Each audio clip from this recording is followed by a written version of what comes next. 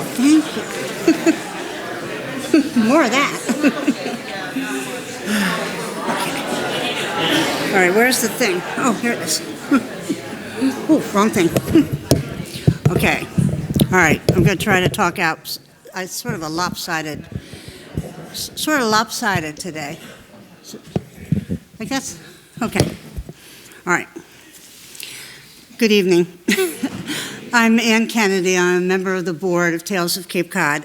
This is our last program of the season. So I have a lot of people to thank.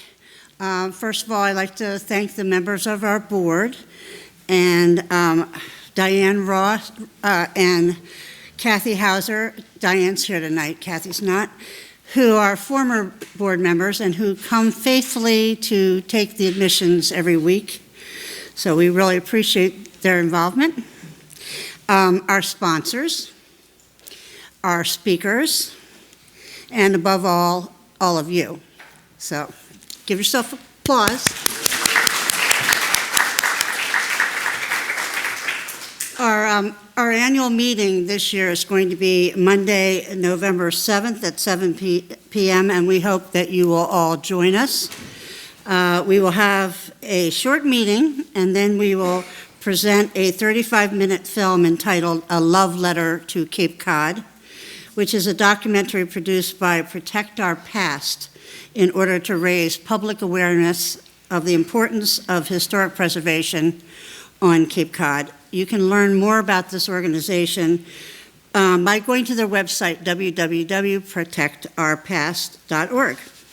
Tonight's presenter is an old friend and a frequent speaker at Tales of Cape Cod, Greg Williams. Greg, as you know, is a retired judge, and he now speaks at various venues on topics that he meticulously researches. Our sponsor of tonight's program is Leslie Wallace, so we thank Leslie for her support. And tonight's program is spookily entitled Before Salem, Witches in Massachusetts. Greg Williams.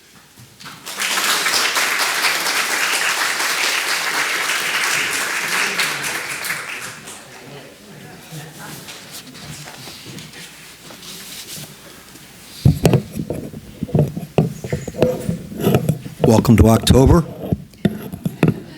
finally. And I'd like to thank Leslie Wallace, too. I got an email from her this afternoon that she was ill-disposed. She has food poisoning, apparently, so she regretted that she couldn't be here to see you all tonight.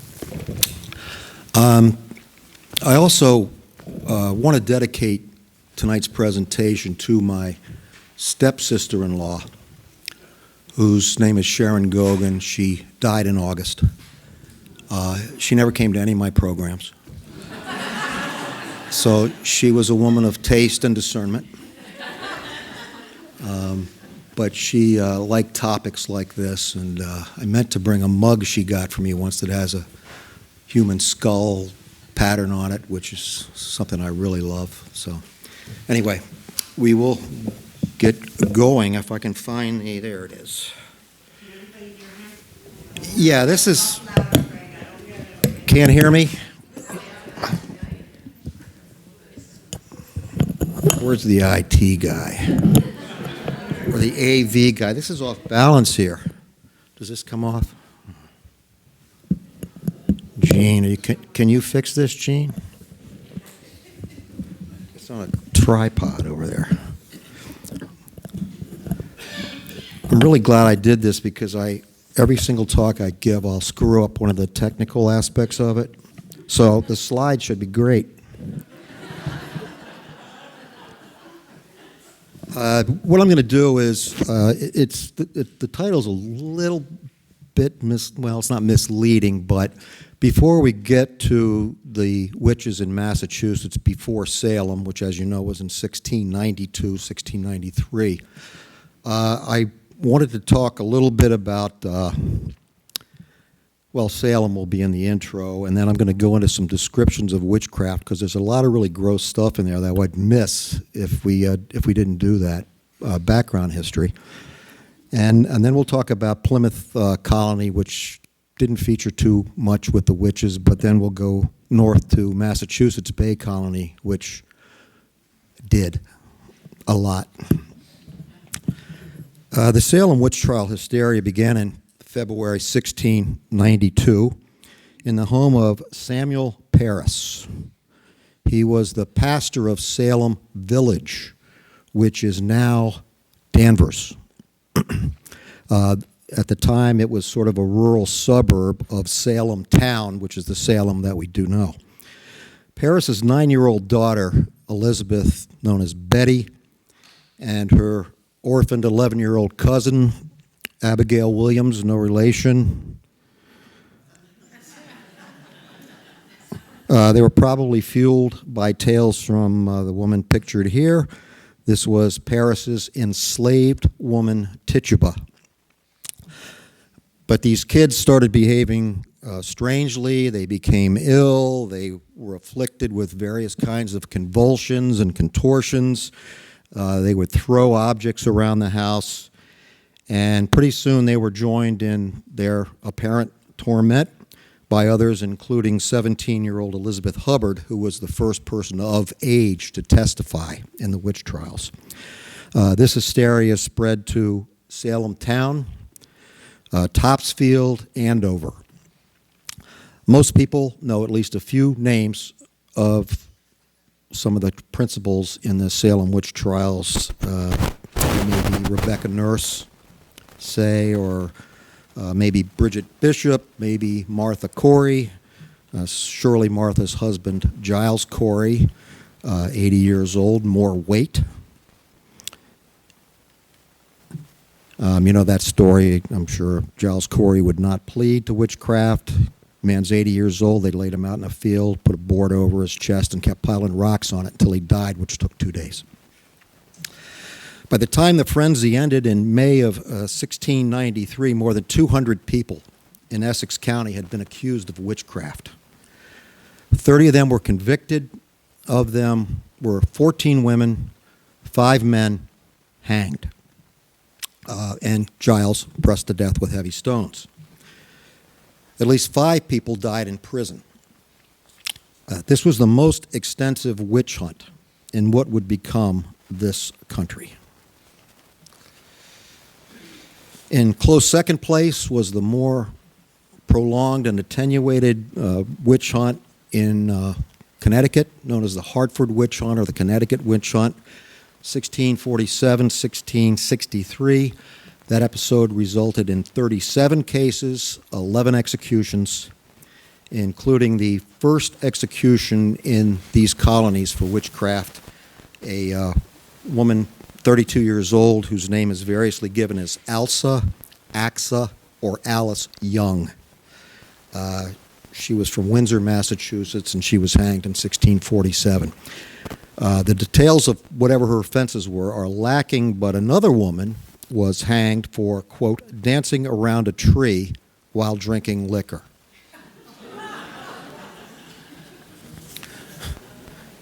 Boy, if there were a crime like that today, how many people would be here? About 2? Well, what in colonial New England was witchcraft? It can be hard to remember that the people we'll be talking about, and I already have talked about, are not really witches. That's why the word was in quotation marks in the title.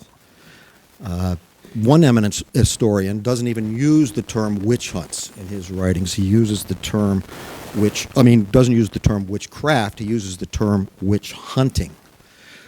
So, again, these people were not actually witnesses, as far as we know. Probably. Maybe they weren't witches, but anyway, to get where we want to go tonight, which is 17th century Massachusetts, we first have to recognize that the history of witchcraft, witch hunts, however you want to term it, reaches back millennia. But we'll be skipping a few of those centuries. Not many, though. Most basically, witchcraft, at least the belief in it, was in the Christian world the practice of magical powers through the agency of supernatural beings other than God or his angels. You can think of it, early witchcraft, as the practice of magic coexisting with Christianity. The church was, of course, the center of power for centuries. Early Middle Ages, the church condemned ritual magic that had reached the West from Hellenistic and Arab cultures, but the church generally ignored practitioners of that magic unless they veered into criminality.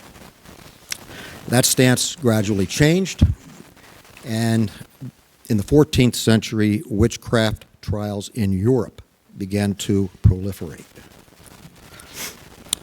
In the English world from which the Pilgrims, Plymouth Colony, the Puritans, Massachusetts Bay Colony generally, would emerge, medical treatment of health problems was primitive, largely ineffective, if not outright dangerous. Oftentimes the cure was worse than the disease. Many people had for centuries relied upon folk practices. In the 17th century, they still did. Traditional folk treatments such as herbal medicines, midwifery, which would be augmented by ritual healing, prayers, charms, or spells. And anybody could try this, but many people relied upon local people called cunning men or cunning women, sometimes referred to as wizards, sometimes referred to as conjurers, charmers, sorcerers. Midwives also, of course, dealt in medical matters.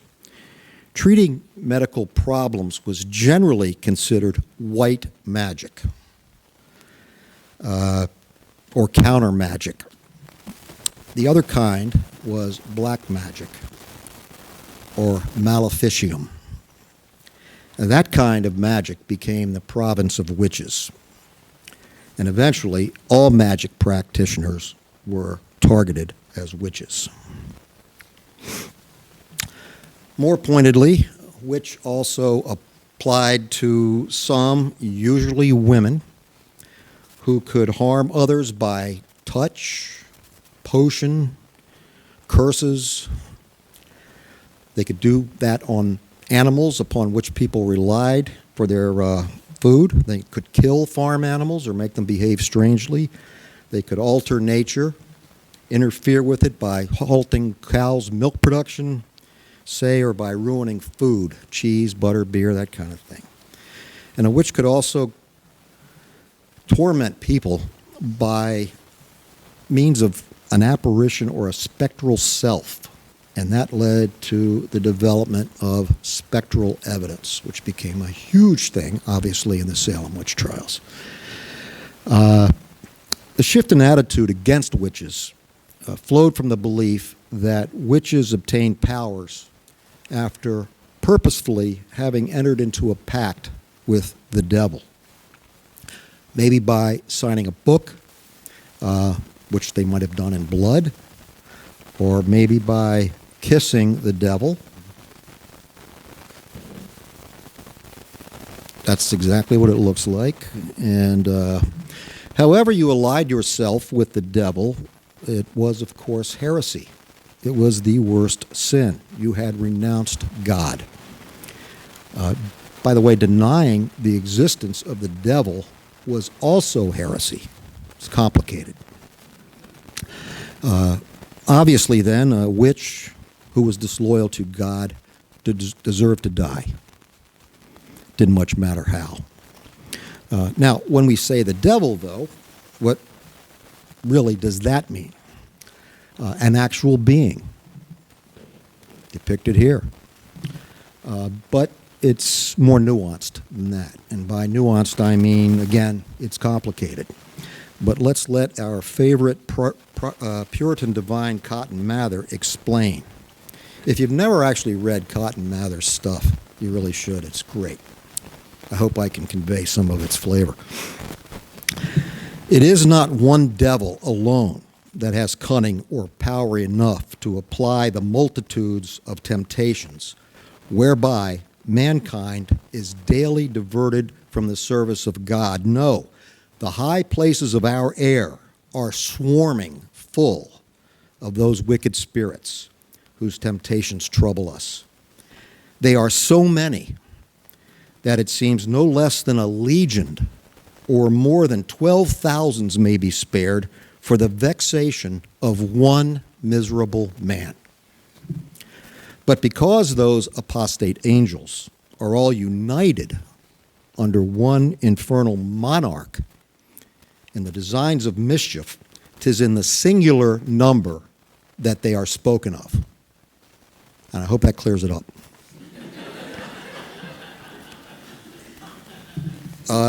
Witch finding became a big business. Such people as this gentleman, Matthew Hopkins, who anointed himself the witch finder general in England. And many men, by the way, this guy did a lot of damage before he died, aged about like 26. There were a lot of manuals about identifying witches and what to do once you had identified one. And one of them was the Malleus Maleficarum, which translates essentially into the Hammer of Witches, which I thought was a Led Zeppelin album, but it was this book. It was by a guy named Heinrich Kramer, and it was published in 1487, and it's still available on Amazon. I'm not kidding.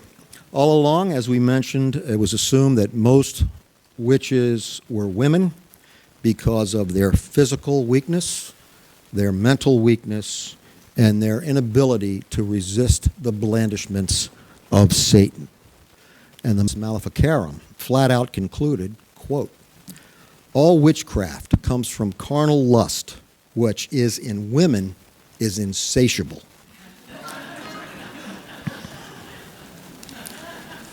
So, hearing no opposition to that proposition, we move on. Accordingly, then more than 80% of the victims of European witch hunting frenzies, which lasted quite a long time from about 1400 to, well, it dribbled off a lot, but 1782, let's say, but by then it was really, really in the minority. They were women. Most of them were elderly, 40. Maybe more. Now, how many people were executed in these various witch frenzies in Europe is unknown, but the average estimate is about 60,000. Although there were maybe many more, some writers put it at 100,000. European witch hunting peaked between the years of 1560 and 1630, which is kind of, I guess, coincidental. 1630 obviously is the year that the Winthrop fleet of 11 ships brought 700 to 1,000 people to form the core, landed in Salem and formed the core of the Massachusetts Bay Colony. In the early 17th century, I know I gave that late year in the 18th century, but by the early 17th century, witch hunting had begun to wane in most of Europe, except for a couple of examples in Sweden and Austria. In 1674, during the Torsåken trials in Sweden, for example, authorities beheaded and burned 71 people in one day. From these European witch crises arose our picture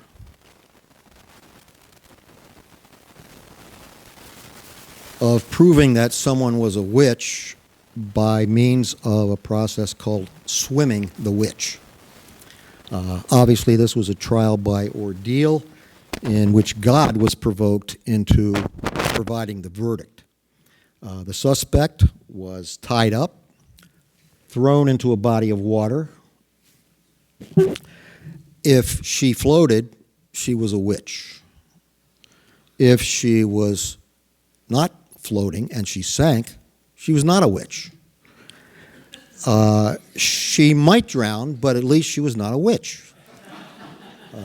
Some people drowned, others, you can see all the helpers around there eager to assist this woman should she need it. Not really, they're not going to do anything. Okay.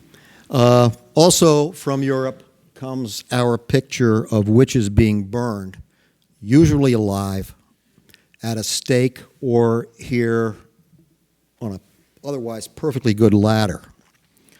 These things absolutely happened in Europe, but neither swimming, that trial by ordeal, or execution by fire traversed the Atlantic Ocean to these colonies. And we'll get to that.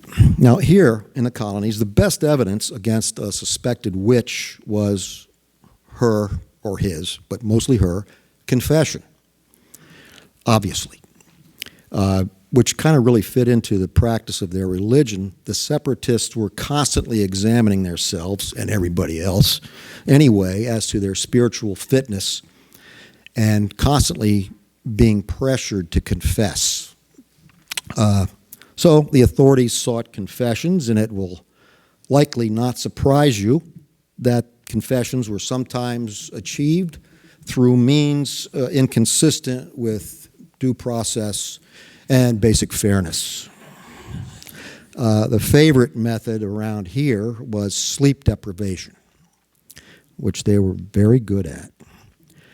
Other popular forms of evidence could be if you consorted with someone who was probably a witch, that's evidence that you are. If you were the neighbor of somebody who suffered misfortune, your crops were ruined, your livestock died, maybe you lost a child, that was pretty good evidence that the nearest person was going to be a witch. That's how those things happened. And a lot of this, obviously, was driven by ill will or jealousy, neighbor against neighbor. It figured in a lot of cases of alleged witchcraft. Now, it wasn't just that kind of evidence. You could have tangible evidence as well, because once you got arrested and were going to be interrogated about whether or not you were a witch, they were going to go through your house.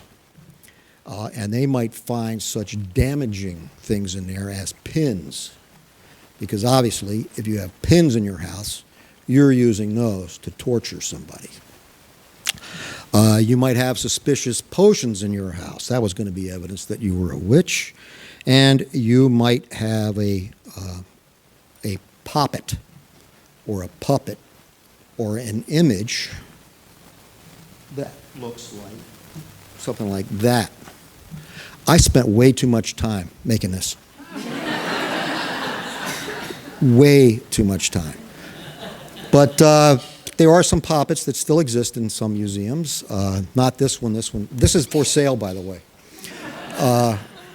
But, you know, what you would do, it's kind of like voodoo. You stick a pin in here, and then somebody 5 miles away feels a pain. And, I mean, I wouldn't use it for that. But you could, you know, you could. Is there anybody here named Chris with a last initial? Don't reveal yourself, but is anybody in here named Chris with a last initial K? If there is, you better watch yourself.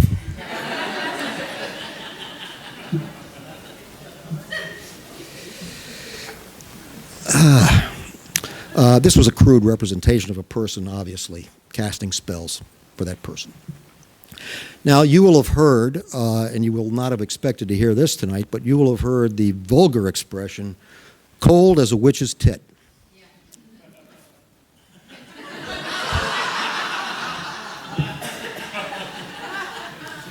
Is there anybody here with the name Ann?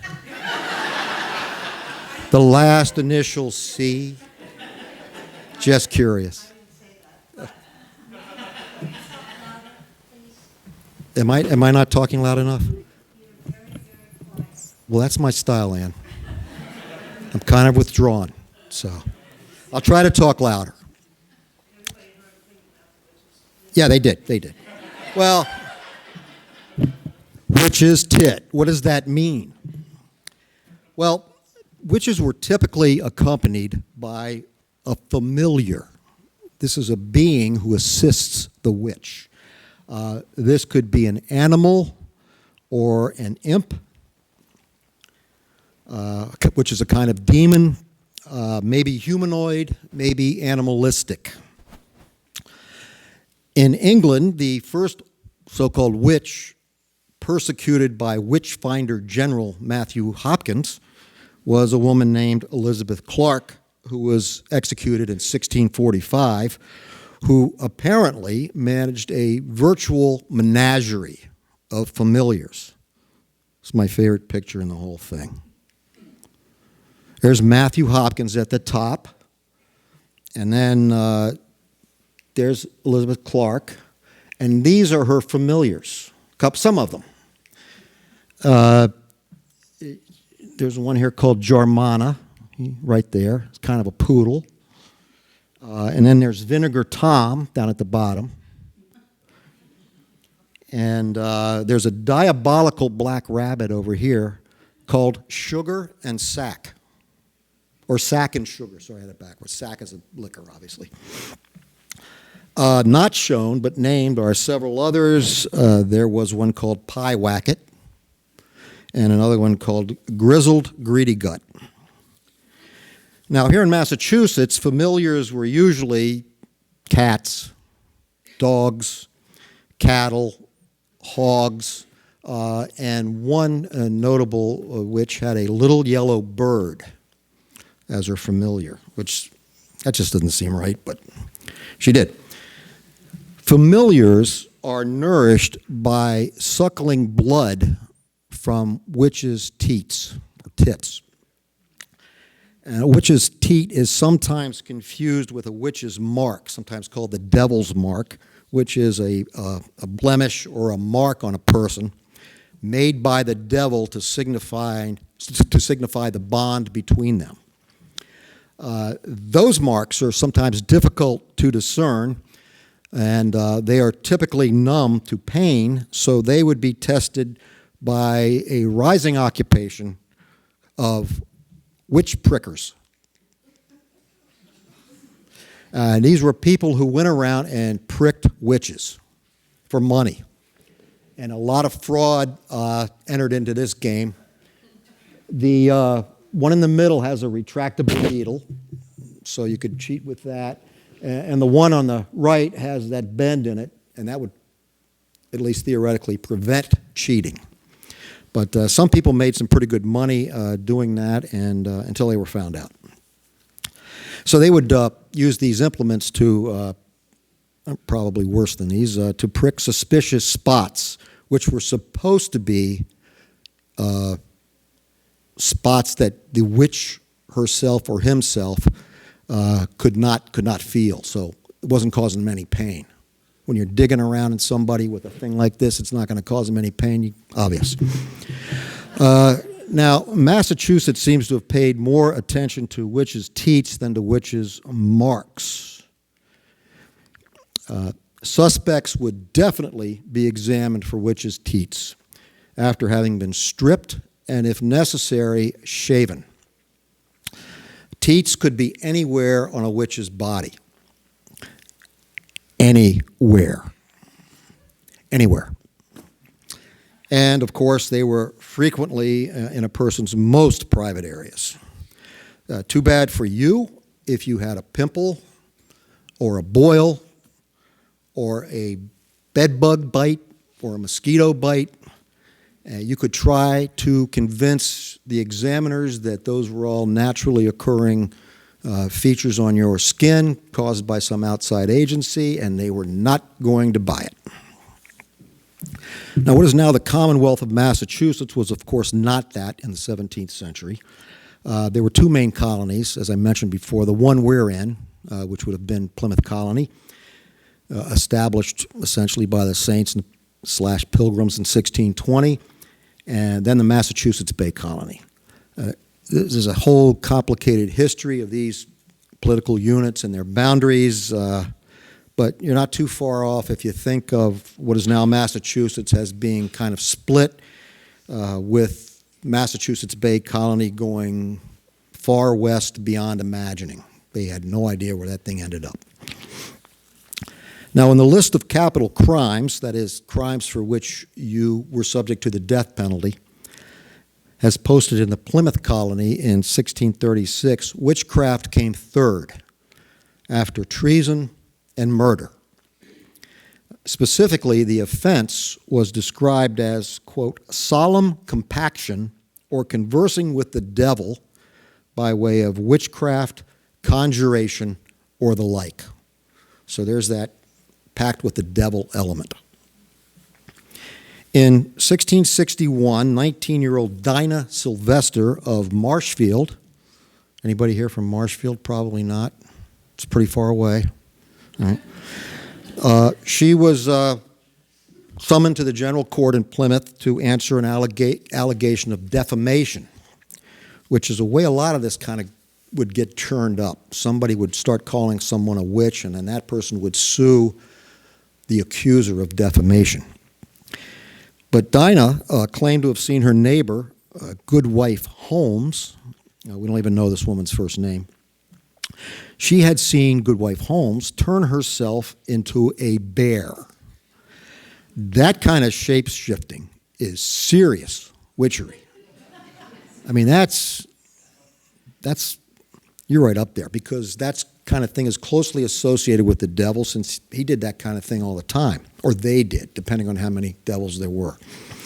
And it would turn out that animosity festered between this woman's family, the Sylvesters, and their neighbors, and indeed the Sylvesters with everybody else.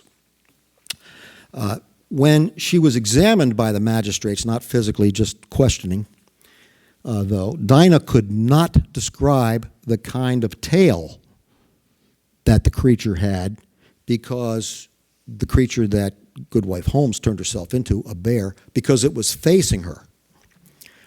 And that evidence was enough for the magistrates to exonerate Holmes of being a witch.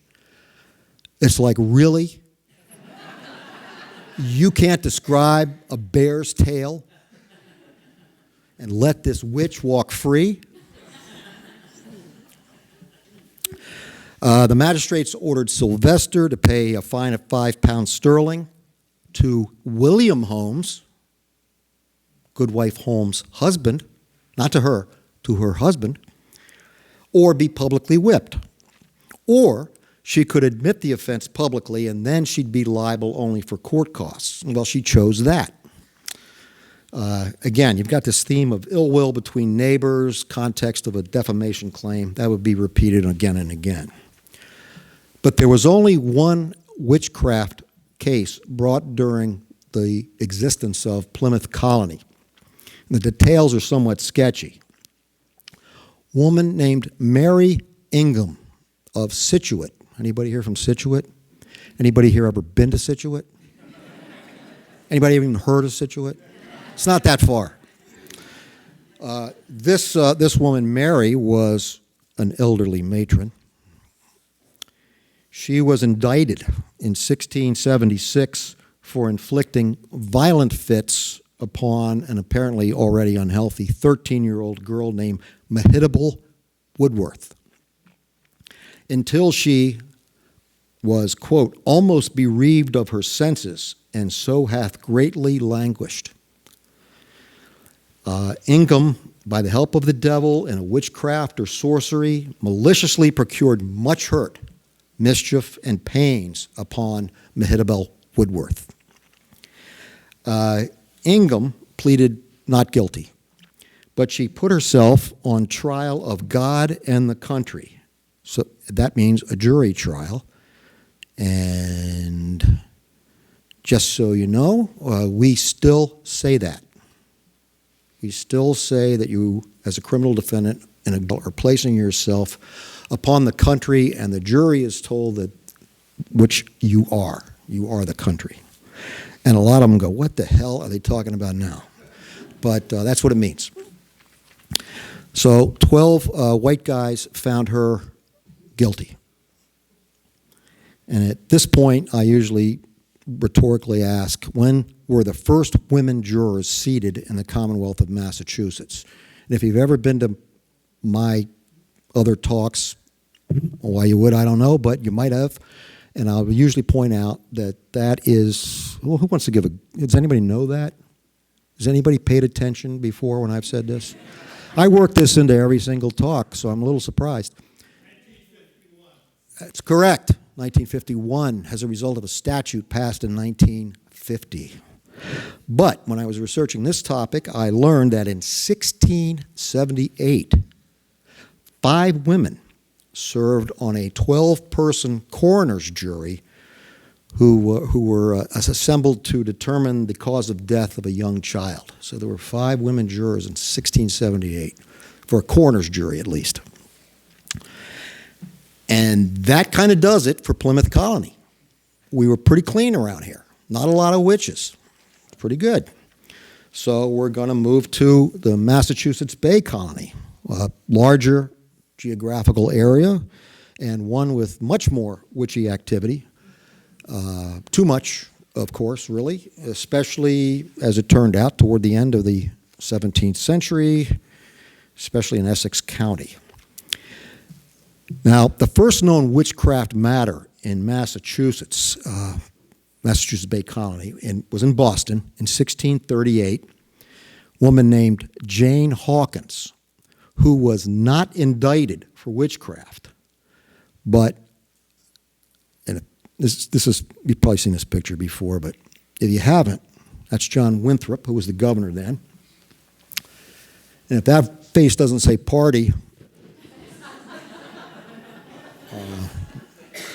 but this guy kept a meticulous diary, which is one of our main sources of life here in the Massachusetts Bay Colony in the 17th century. And he wrote about Jane Hawkins in his diary.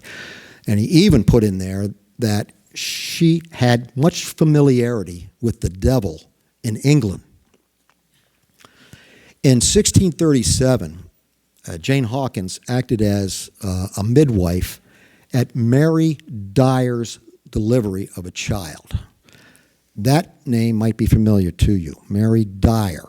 Mary Dyer was a Quaker who was eventually hanged for being a Quaker. She had been sent out of the colony a couple of times. She kept coming back saying, you're going to have to recognize us Quakers at some point. And I'm sure you know this story. They've got a couple of ladies here from Quakertown, Pennsylvania. Thank you for coming. Anyway, Mary Dyer, and she was having a tough delivery. Oh, by the way, there's a statue of Mary Dyer in front of the Massachusetts State House. You've probably seen that. Maybe not.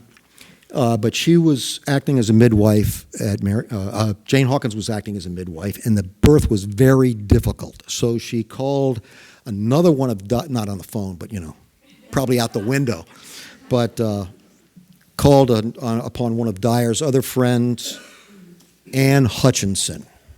You certainly know her. She was already probably being targeted for heresy. And so it was Jane Hawkins and Anne Hutchinson assisting at this birth. And unfortunately, Mary Dyer delivered a stillborn girl, severely malformed. And because everything then had significance to the Puritans, this was big. This had a big significance. And unfortunate births like that, the delivery was referred to as a monster. And Winthrop, who 6 months later ordered the exhumation of this corpse, described this poor fetus as bearing, among other deformities, horns, talons, and sharp prickles covering the back and chest. Clearly, those mentions of horns and claws are references to witchcraft.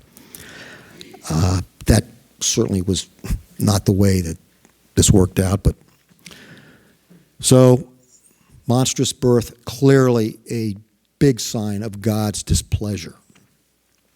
So Hawkins, again, not indicted for witchcraft, was ordered not to meddle in surgery or physic, just medicines, drinks, plasters, or oils, not to question matters of religion. So, now, the year after Elsa Young was hanged in Connecticut, Margaret Jones of Charlestown became the first person in what would become Massachusetts to be executed for witchcraft. She was about 35 years old, so really essentially on her last legs anyway. She was like Jane Hawkins. She was a midwife and a practitioner of physic. But her medicines produced violent effects. She was said to have been able to produce deafness. She could foretell future events, though examples of that are elusive. She lied at her trial. She berated the jury. She was examined for a witch's teat, which was duly located. She was apparently again the target of her neighbor's ill will caused by mischief involving livestock. And at the time she was executed in Boston, heaven provided proof of the justice of her death in the form of a great tempest in Connecticut. Kind of distant, I thought, attenuated a little bit. They probably didn't find out about that for 3 weeks, but that was supposed to have been proof that heaven was smiling upon their efforts and having successfully eradicated this woman. It's kind of weird.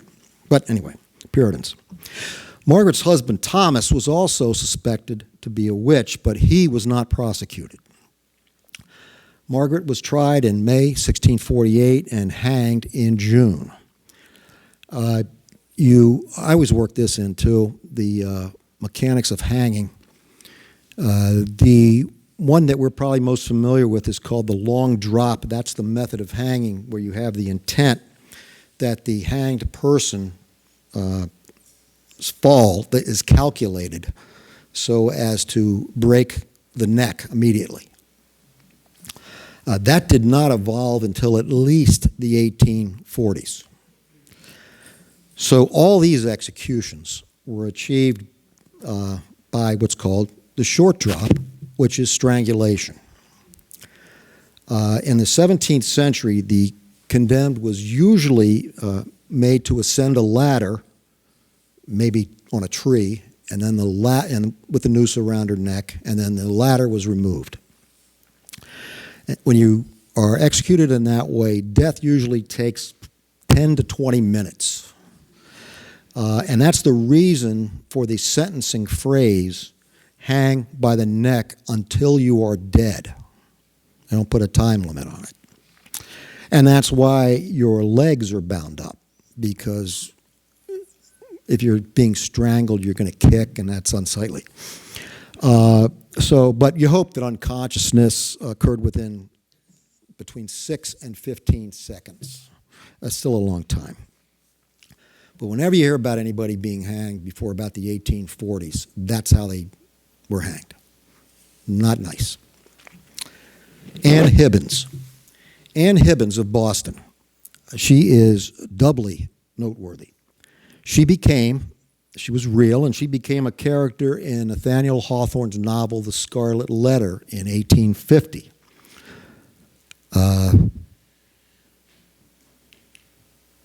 See, I told you I'd do it.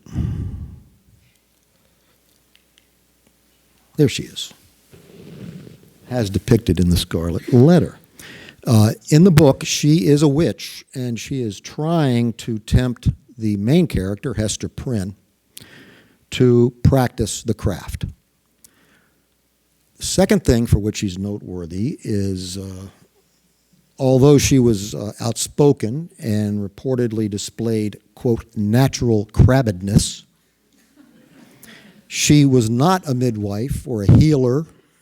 She wasn't poor, which a lot of these suspects were, outsiders, people sort of on the edge. She was pretty prosperous, as depicted here, with her husband, William. And in fact, that brings us to the source of her trouble. And actually, it brings us to her noteworthy characteristic number 3. She got into a long-running disagreement with a carpenter over work done in her house and then being charged unfairly high prices. So she was, therefore, the last person in New England to have problems with a home improvement contractor. And vice versa, I hasten to add, in all fairness. She became so loudly troublesome with this widespread campaign against this carpenter, she ended up accusing all the carpenters in Boston of being engaged in a conspiracy against her. So first she got excommunicated from the church. And even though she was deemed sort of insufficiently subservient to her husband, when he died in 1654, she really became targeted as a witch. She was tried for witchcraft. She was acquitted. Whatever happened at that trial, and we don't know what did happen at the trial, but the magistrates did not agree with that verdict. So they referred her case to the general court, and she was convicted, which doesn't seem fair. And she was sentenced to hang until she was dead. And there's John Winthrop again. And there she is. The lore is that she was hanged from an old elm, the old elm, not there any longer, in Boston Common near the present Frog Pond. By the way, her body was searched for teats. Her home was searched. Nothing. Just when I'm thinking of that, you also, when you read about Mary Dyer, you read about her being hanged on Boston Common. She almost certainly was not. She was probably hanged on what was then called Boston Neck, which was this very small isthmus that connected Boston before the Back Bay and everything got filled in. It was like a polyp almost. Anyway, Mary Webster, when she was 46 years old, she married a guy named William Webster, who was 53, and they settled in a small house in the village of Hadley on the east side of the Connecticut River in what is now Hampshire County. I wanted to get some Western Mass stuff in here. Anybody ever heard of Western Mass? William fades from the picture, but in 1683, when Mary was about 60 years old, she's really pretty old, she was accused of witchcraft, and that was probably, or possibly at least, fueled by her violent temper. Additionally, there were a few specific incidents that she was accused of. One was putting a spell on livestock to prevent them from walking near her house. And when she did that, she was beaten up pretty badly. The Northampton magistrates examined her on suspicion of witchcraft. They decided to send her right to Boston without having a trial out there. No one knows why. And there, she was indicted for entering into a covenant with the devil and having familiarity with him in the shape of a Warrenage, black cat. Now, it's unclear to me, anyway, whether the devil was the cat or she was the cat. Either way, and she displayed teats and marks. She went to jury trial, and she was acquitted. And she returned to Hadley, still under suspicion, obviously. About a year and a half later, one of the big town worthies there, he was a deacon, he was a member of the general court, he was in the military. His name was Philip Smith. He became ill. He had tried to relieve Mary Webster's poverty, but whatever he did or didn't do, she was not satisfied with it. She was not satisfied with his efforts. So he got sick, and as his illness and his bouts of delirium worsened, he blamed her for it. And a lot of things went on. One of them was there was an animal, like a large cat, stirred in his bed under the covers. He could see her specter, that whole spectral evidence. Again, he could see her. She in her spectral form was visiting him and tormenting him in his bedroom. And one night during this whole period of his illness, a gang of guys took it upon themselves to disturb Webster. That was a term that meant that the suspect would be restrained and or beaten in order to afford some relief to the witch's victim. In other words, they went out and sort of planned to rough her up a little bit so that Philip Smith could get some sleep. This time, though, these disturbers went a little too far. They dragged Mary from her house, and they hanged her nearly to the point of death. And then they cut her down and rolled her around in the snow and then buried her in the snow. Some people say all night. She survived, though, another 11 years. The Canadian writer Margaret Atwood is descended from Mary Webster. And she dedicated her 1985 novel, A Handmaid's Tale, to Mary Webster. And 10 years after that, in 1995, Margaret Atwood published a long poem about Webster called Half-Hanged Mary. And this followed through with one of Margaret Atwood's themes, the ill effects of male dominance over women, which obviously overarches all of this witch talk, especially those women who are marginalized in some way, and the resultant need for women's resistance. One of the couplets in the poem, it's quite a long poem, well worth your time, but one of the couplets I just love, it's Mary talking, and she says, "Before I was not a witch, but now I am one." Now, 4 years before Salem, Anne Glover was tried in Boston for witchcraft. By 1680, Anne and her daughter Mary were living in Boston, where they were housekeepers in the house of a mason named John Goodwin, who lived there with his 4 children, 2 boys, 2 girls. Anne Glover was probably from Ireland. She understood English, but she claimed to be able to speak only Irish Gaelic. In 1688, the eldest Goodwin child, 13-year-old Martha, accused Mary Glover, the daughter, of stealing some linen. And Anne Glover rushed in there to her daughter's defense using, quote, very bad language to pious Martha, and who immediately was thrown into odd fits that carried in them something diabolical. Soon, Martha's siblings were similarly afflicted, even though they had been separated. Now, the chief source of the information about this case, the Anne Glover case, he was one of the accusers, and he also wrote about it extensively, was Ann Hibbins. No, it wasn't Ann Hibbins. It was Cotton Mather. Love Cotton Mather. Very interesting guy. Bad, but interesting. Now, experienced physicians were brought in to examine Martha and the other children, and they pronounced their fits as being preternatural and extraordinary. They would go deaf, they would go blind, they would go dumb, or they'd have all of those symptoms.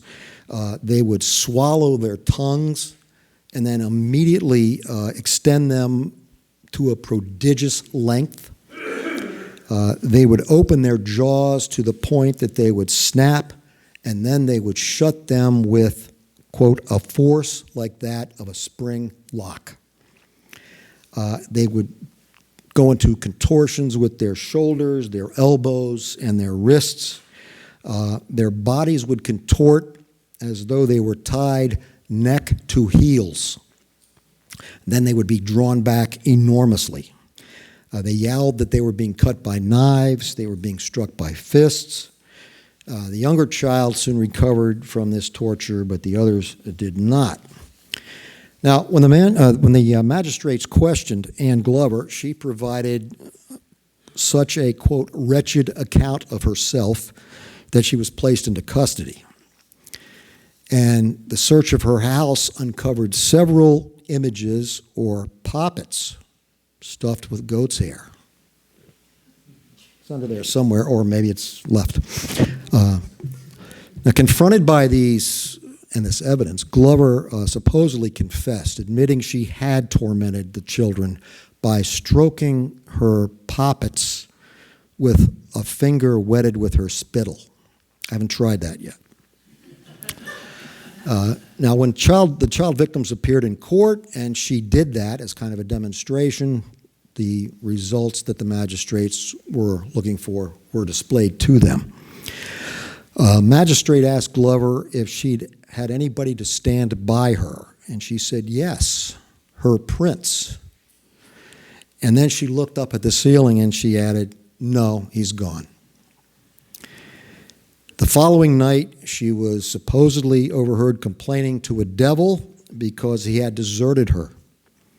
And because of that, she had confessed everything. She was examined by 5 or 6 physicians with the aim of determining whether she was, quote, crazed in her intellectuals. They determined she was of sound mind, so she was sentenced to death.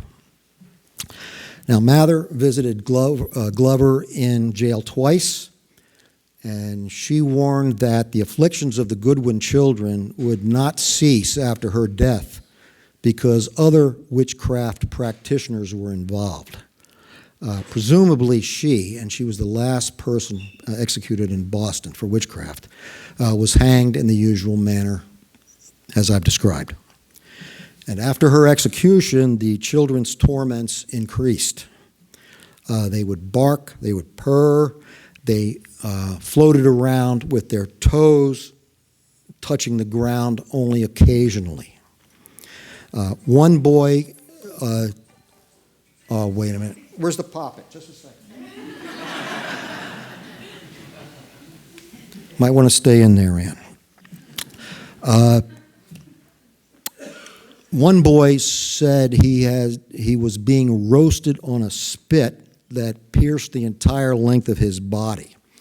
And also his head was, invisibly, nailed to the floor. Mather didn't witness any of these torments. He later took Martha into his own home for 5 or 6 weeks. He did observe her being chained, invisibly, and made to ride an invisible horse.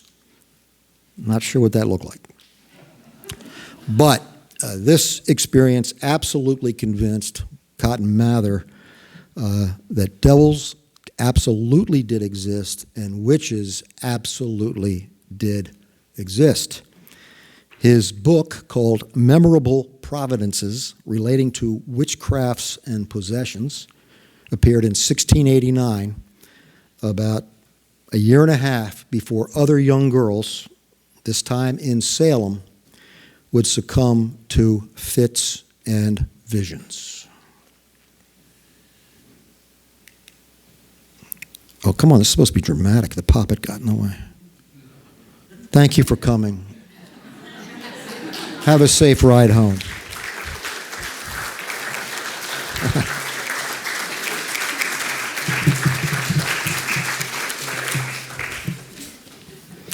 If you want, I can read all the footnotes that I have. What do you want to do now, Ann? What do you want to do now? I want you to take questions, and then we're going to go eat. Anybody have any questions? Watch yourself. Anybody have any questions? Any overlap or in the Inquisition? Good. That's a good question. Similar kind of atmosphere, wasn't there? The Inquisition, I think, though, was really just about heresy, right? Without bringing in the devil into it, working individually on people. Same kind of thought, though, same kind of religious fanaticism ended up with both of those tragedies, I would say. And the second question, on the occasion... Oh, you only get one question. I don't know if... I faked my way through that one. Now you have another one? You mentioned several occasions where they searched somebody's house and there was no evidence of Right, witchcraft, etc. right. On those occasions, did the magistrate or the prosecutor ever have to answer for having made apparently the wrong decision? No. But one of the judges was a gentleman named Samuel Sewell, and years later, he regretted his role in this whole episode. And I told you about the confession impulse that grabbed these people. He stood up in church and confessed his regret in front of God and everybody. And there is a mural in the State House in the main chamber there of him doing just that. But this wasn't monolithic, by the way. There were people who thought this was all a bunch of bull. They thought it was ridiculous. And they wrote about it.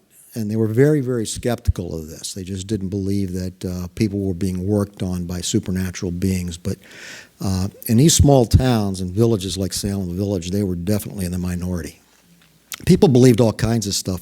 I once did a talk in here about the Puritans, and I said, they believed stuff like, they believed in the existence of unicorns, mermaids, and stuff like that. And I had a slide that said they'd be very happy probably at a 6-year-old girl's birthday party. But do you have any more questions? That's it? Just want to get a dessert now? That's your plan? Okay. Anybody else have any questions? I just wanted to make a comment. Sure. Is it about me being wrong about something? No, it isn't. Okay, then go ahead. And I don't even know that it's still there, but in the spring, you saw a fabulous exhibit up at the Gardner in Boston about all of this in Salem, the witchcraft. It went into extensive history about it, particularly in the Salem area, of course. Okay. But, they had actual books. Yep. That were written, with these diaries that you speak of. Mm-hmm. They had them on display.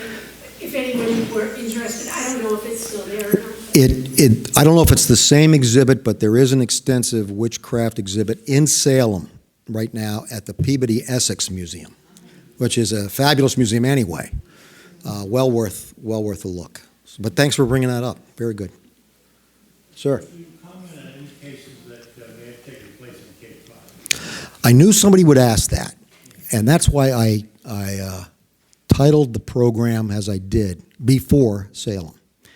There were a few people, women, who lived on Cape Cod, around whom various witchcraft talk would circulate. And one of them was the famous Goody Hallett, who was born around 1700. There's a rumor that she was imprisoned in the old Barnstable jail, the one that's up now by the Coast Guard Museum. There doesn't seem to be any evidence for that. And another one that everybody's heard of is Mary Dunn. Because she was first of all, she was of a different race than the majority of people around here. She did make stuff, a kind of a tea-like drink called yarb, and she lived out in the middle of nowhere. So she was pretty suspect anyway of being a witch. And then a guy ended up disappearing out near her property, and she was arrested for that guy's murder and incarcerated.